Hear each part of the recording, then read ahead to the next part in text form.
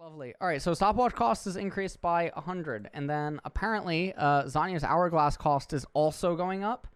Active stasis only becomes use only one time to become invulnerable, untargetable for 2.5 seconds, but are prevented from taking any other action during this time. Transforms into broken stopwatch. Okay. And then Zhonya's hourglass is getting changed from 2,700 to 3,000. Ability power increase is going up by 15.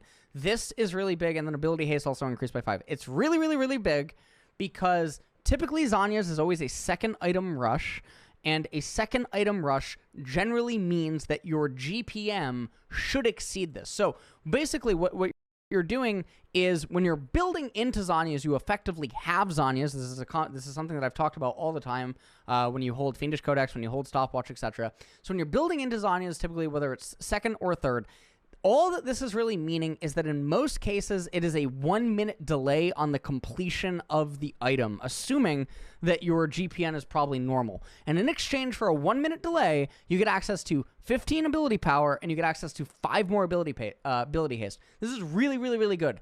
I am a huge advocate for mages, which already all lack like a lot of damage and are very, very, very dependent on the completion of their items compared to other classes. What I mean by that is that mages, their recipe items do not usually grant them, with the exception of Stopwatch.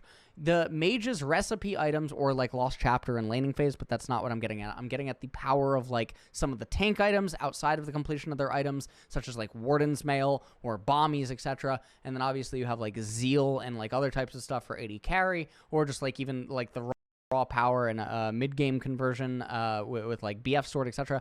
Mages want to be able, in most cases, trade more gold in exchange for more power so that they have more upside in mid and late game and whatnot. So in that regard, both of these changes are absolutely fantastic. And I think it also hits the people that complain about Stopwatch.